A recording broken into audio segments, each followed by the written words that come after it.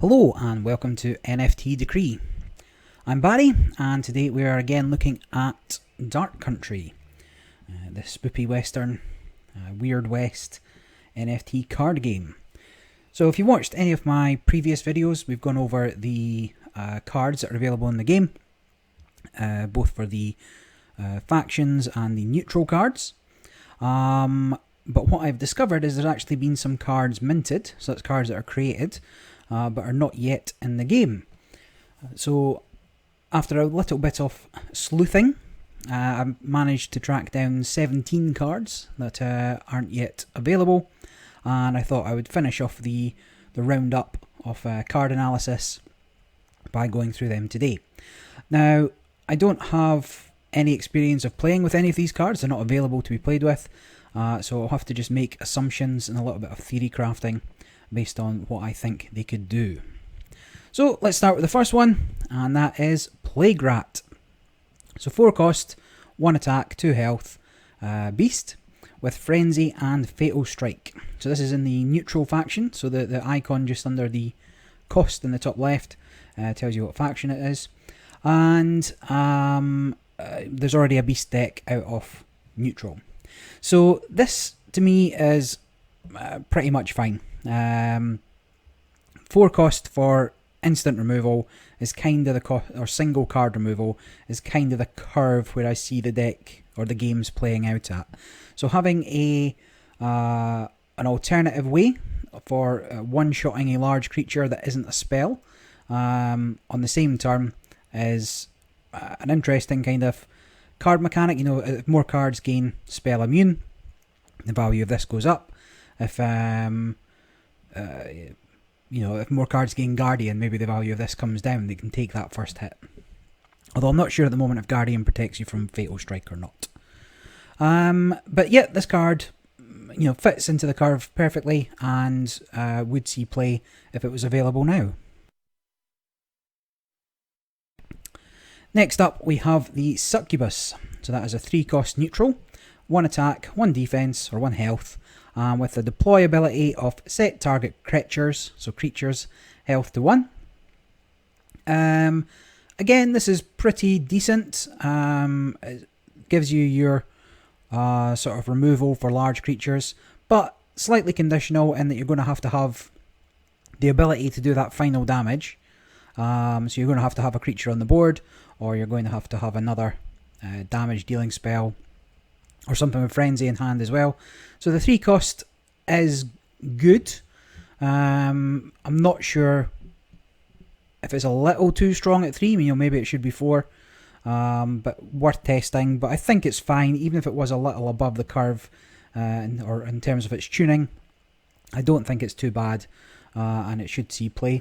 I'll always compare removal to the Banshee at the 5 drop. This being able to be played 2 turns earlier, with the same kind of condition of having another damage source.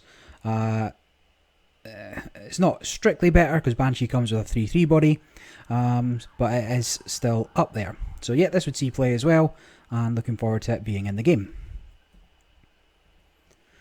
Then we have a 0 cost spell, Broken Mirror. And this is in neutral, and the ability on it is this is a copy of the last spell, you played.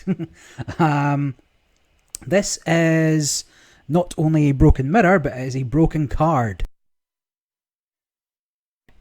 If this card, so Ancestral Guard have access to this in the form of it being a neutral, and they have access to pretty much the most powerful spells, and being able to repeatedly play them will cause problems in the future.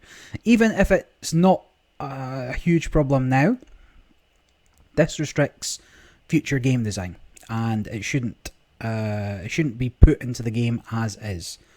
So the reason it restricts future game design is if you ever have a spell, let's say you have a unique spell that's so good, you get 1 copy of it, and if you see it, you see it, and then you're able to play it another 3 times with Broken Mirror for free.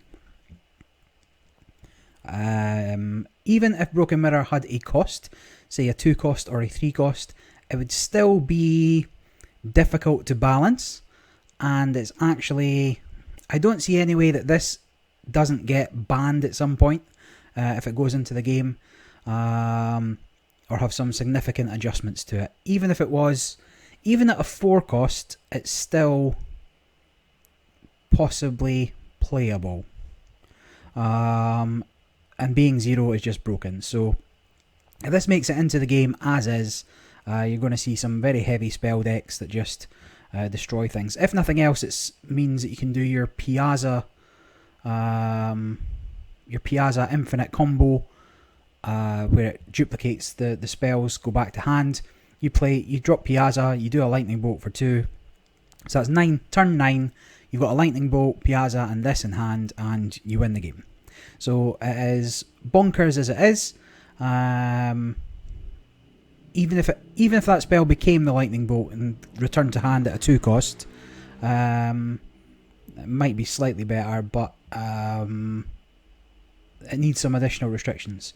If it was, this is a copy of the last spell you played this turn, that reduces some of the possible abuse, but it needs a cost and it needs some additional restrictions, and theoretically it needs to be taken out of neutral. You know, you want to put it into something that doesn't have access to a huge number of spells, maybe the Rangers, possibly the Crusaders, to boost that ability within their faction. It is not, this should never come out as is.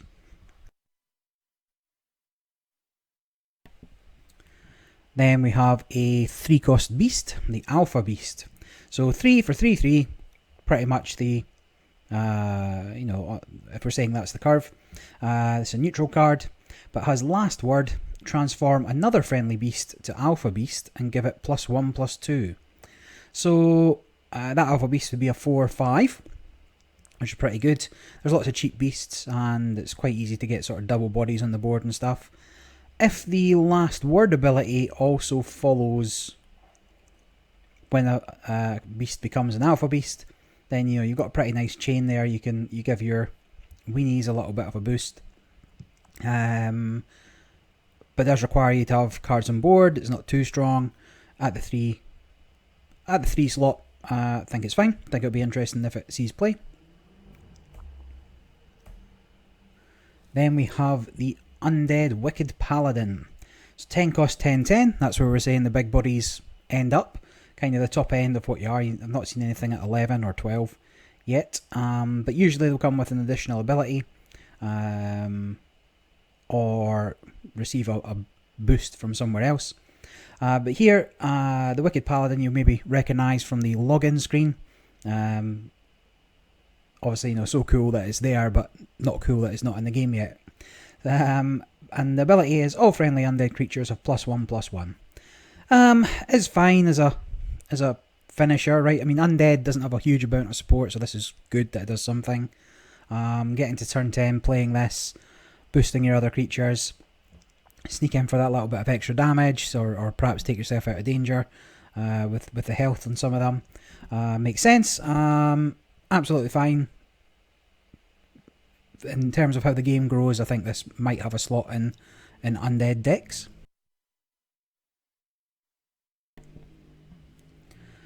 Then another spell, and it's Parasites. 5 cost, out of Ancestral Guard this time.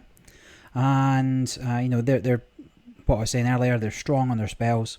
Makes sense that they get a few more. Potentially a Spell Guard deck comes out of it eventually.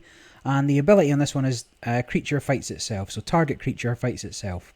So here it is removal, and it's removal for 5, but it's also conditional. So if anything, this could be cheaper in terms of where I'm saying the cost is. The 4 cost spell removal, because it doesn't generate a body, right? Unlike Banshee that does generate a body, or unlike some of the frenzy creatures, generates a body but usually die. Spells don't have that as a backup. This could be priced at a 4 cost, because in addition it also has the restriction or the conditional element where that creature's attack has to be more than its health. because it's only going to fight itself once. But it could be enough, right? It could be enough just to get it down to 1 hit point, 2 hit points, and then you can finish it off with something else. I prefer it at the 4 cost, but again, not everything has to be exactly on the curve and everything having to be the same. But I'm a big proponent of balancing things by spreadsheet first, then doing the testing, then adjusting based on how good a card is and how it muscles out other cards when you're sort of testing games like this, whether that's been tested and it was proven to be a little bit too strong, because typically your hit points, it's about 50-50 whether your hit points are greater than your attack, but that's something to think about. But yeah, absolutely fine, could be played. Then Destructive Hoard card, 6 cost Undead, Charger Zombie. Here it's 2 attack and 6 health. Now 6 health is where, once you're into the 6 costs and over, 6 health is kind of the minimum where you want to be, right? Unless it does something super fancy otherwise. You want it to stay on the board for a turn because it's not attacking straight away. You want it to have some benefits to being played in the first time. And this has the deploy effect of destroy friendly creature and gain +2/+0 and onslaught. So that would make it a 4/6 with onslaught. I mean, it's okay-ish. I mean, if we assume that Destructive Hoard's going to have a cannibalism deck, right, a self-harm deck, where they're pumping out cheap creatures and feeding them to other creatures for bonuses, that's fine. But obviously this has got to survive for a turn, and having a 4 attack and onslaught isn't necessarily the game winner. So it's okay at 6. Worth testing. I think, it supports an archetype or fits into an archetype that isn't quite fully developed out of Destructive Hoard yet, but could have a slot later on in life. Then we have another neutral, 4 cost Cemetery Angel. It's a ghost, so we've spoken about ghosts. They need some support, and it looks like it's coming. Here it is a 5/1 creature with the deploy ability of give a friendly creature last word, give Cemetery Angel +4 health. So you're going to drop this on turn 4, and it's going to be a 5/5, because what you're obviously aiming to do is give it give a creature you're going to be attacking with or sacrificing effectively on the turn the last word ability. So this being, and then killing it to give the boost. So this being slightly ahead of the curve, right? If we say it's 4/4/4 to be a 4/5/5, makes sense to me. Also gets boosts from the various sort of ghost buffs and stuff as well as they come out. Think it's fine, think it's good, think it helps support an archetype, and needs to be put into the game. Then we have another big boy, so neutral, 10 cost, 10/10. Like I say, that's kind of the standard. You've got the ghost as well, it's a neutral, which doesn't have anything. And this also doesn't really have anything, I don't know how you say it, Hyaltic. But the native tag means that by the time you're dropping this, you're hoping to have your totem out and getting significant buffs to being on the board, right? To being a native. So this would probably be bigger than the 10/10. Needs some support with it, so it could theoretically be cheaper, but just being that big and potentially even bigger makes it a sort of problem for anybody that can't deal with it. So absolutely fine. Not sure it's got slots in a native deck at this point, but it could have again in the future. Then we have another ghost, 7 cost, and this time the ghost is not neutral, it's out of Undead Hoard. So I'm keen for, you may have noticed all my neutral decks I built out of Ancestral Guard for access to other things. There was no real benefit in building those decks into any other faction. Anything that gives support to sort of the neutral archetypes that takes them away from Ancestral Guard, good, So it seems good to me. And this is the ghost of PGT Beauregard. I don't know if that's a real person. I'll look it up at some point. I'll do a video on the lore at some point and have a look into things. But this is 7 cost, 4 attack, 8 health. And again, you know, I'm looking to be above 6, particularly for a 7 cost, and 8 health is decent. But beyond that, it gets +1/+1 for each ghost you control. And at the end of your turn, summon a 1/1 ghost recruit. So this to me is a very decent card and a very decent ghost card. You know, it can come down. I'm assuming that's a continuous effect that it checks for, and you're going to get the +1 every time you play another ghost or have multiple ghosts out. And it'll go down if you can start taking out some ghosts from their side of the board. And assuming that is the case, it's a good card. Would work in the deck. I think it might be unique. I'm never sure what the little coloured gems are at the bottom. I'm not looked closely enough. But I think it's unique. And so, you know, it's a little bit better than you might find some other 7 costs at, and that's fine by me. Then we have Stormbringer.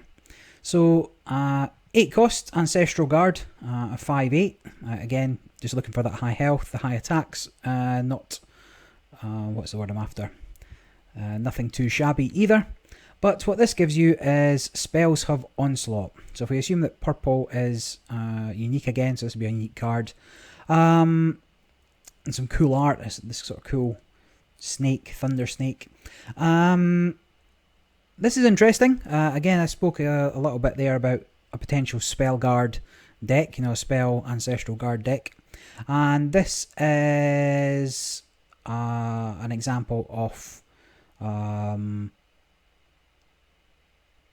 something that would support an archetype like that.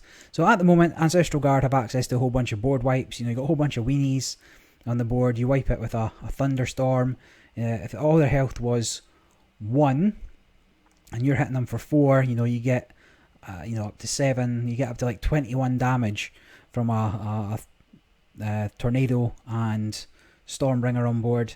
It'd be difficult to get off. It'd be difficult to do much like that. Have to be careful of not having too many high damage targeted spells. Things that aren't supposed to hit heroes, but you can push it through with Stormbringer and just, you know, take out a weenie with it. Maybe it's a valid strategy, you know, maybe it'll be a valid deck. It won't be too overpowered or anything. But pretty cool, and does something a little different. Anything that supports a few more archetypes, and the more cards that is in the game, the more options that you have. So it seems reasonable. Then we have Gamble with Death. Another spell, 4 cost neutral, and destroy random creature. Now, I've harped on about randomness in games. And, you know, a little bit about what's good randomness, bad randomness. And this, to me, is actually fine, right? You don't want to be putting this in a deck where you're playing high-value creatures and your opponent's playing sort of low-value creatures. You know, the trade-off there, if you lose, is too high. But what you can do, of course, is build your deck to avoid that situation. You know, you can wipe out your board, take out all your opponent's small creatures. The only thing they got left is something you can't get rid of, and you gamble with death, and if it's the only card there, then it does get destroyed. The four slot's fine. It does have a potential downside, so I think everything on that curve's fine. Out of neutral, again, I don't hate that Ancestral Guard have access to this. There's got to be, once all this is in, a proper control deck that's just, you know, pure spells almost, but otherwise pretty good. Then Imp, neutral, doesn't have any tags, 2/1 with Frenzy. Yeah, I mean, that's fine. It doesn't have mute, which the Fanatic has, but it does what you need it to do, particularly in the 2 slot. If this was available broadly in the 2 slot, as it's a neutral card, I'd absolutely see play. It is a removal for 2, even if you don't have a target. If your opponent doesn't have a target on the board, you can drop it and swing for the hero. Fine fine for the cost, and does something useful. Definitely see play. Then we have the Deathseeker. So Deathseeker, 2 cost, 1/1, neutral, and has Fatal Strike on enemy's turn. So this is interesting-ish. I mean, it's going to stay on the board. So if you're playing an item-heavy deck and you need something that has to just survive for a turn, dropping this could be good. Your opponent's not going to want to attack it with one of their creatures, depending on what they've got, because it's going to kill them. They might trade a 1/1 with you for it. It might be better if it was a 1/2 maybe, so you couldn't just get away with that. They'd have to put something of relative value. So if that was a 1/2 and your opponent had to target it with a 2/1 or 2 something, then the value of them doing so becomes more of a question. If they could swing to your face for 2, then you're only swinging to their face for 1, so it behooves them to attack your hero and leave the Deathseeker. With a 1/1, the trade-off is much more simple. You're trading your 1 damage for the 1 damage you're going to take from Deathseeker. So getting rid of it before it has an opportunity to force something to attack it is, you put Fortify on it, is beneficial for you. So that should probably be a 1/2, just for functionality. And there could be the possibility for some sort of taunt spell where you can force an opponent to attack one of your cards on your turn, which would increase the utility of this. But if that was a 2 health, that would be slightly better. Then we have Smuggler, 4 cost neutral, 3/2. When you deploy, put random item into your hand. So this, imagine it's a random item from outside the game. It's fine, it replaces itself as a card. You don't know whether that item is going to be beneficial or not. It'll give you access to things outside your faction. If you've ever wanted those ghost guns from the Rangers into your Crusaders deck, then you could do that, or that might happen at least. Stats are okay, the ability is okay. It's a little bit random, but sometimes it could win you the game, sometimes it could be totally useless. So that is an example of where I don't think it's a strong card, but it might be a fun card, and I think that's fine. If you're trying to dumb it down for playing with your mates, and they're learning and you want to show them a good time, throw it in Smuggler. Sometimes you get something cool, sometimes you get something useless, but that would balance things a bit more in their favour with the random element. So I don't think it's a competitive card, but could be fun. Then we have the Chupacabra. So 1 cost beast, neutral, 1/1, just total vanilla. I don't think there's much to be said about that. I think the more 1/1s, 1/1s with tags in particular, traits, that's available just to round out some of the factions, to round out some of the deck styles and like the tribal elements of the game, is fine, and might as well be a Chupacabra as something else. And then we have the Grizzly Bear. So I think this is the last one. 8 cost, so big boy, neutral beast, 7/7. So in order for it to be worthwhile, it's got to have an ability, and Fortify is that ability. So this is a slightly better Bison thingy, which I think is like a 4/5 Fortify for 6. And yeah, like you want to put this down, you force your opponent to attack it or deal with it. It's going to be doing a lot of damage to whatever comes into it, if not killing it, and forces your opponent to deal with it. I think it's fine as well. So a lot of the cards that haven't made it in are actually quite functional, pretty decently set up to be played. I don't know when they're going to be incorporated, but certainly updates coming.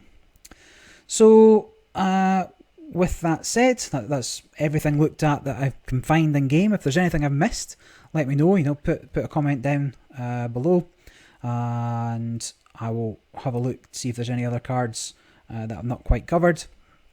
When they're in the game, I'll let you know. I'll try and build some decks with them. There's no tournament today again. Some of the tournament software effectively didn't update this evening, so no gameplay again, but I'll get some for tomorrow hopefully. And if you are interested in the game and you haven't signed up yet, I'm going to drop a referral link down below. That's the Princess Space Kitten link. If you sign up, you'll get a free pack, and if enough people sign up, I'll get something. Good way of showing your support. But until next time, this is NFT Decree signing off.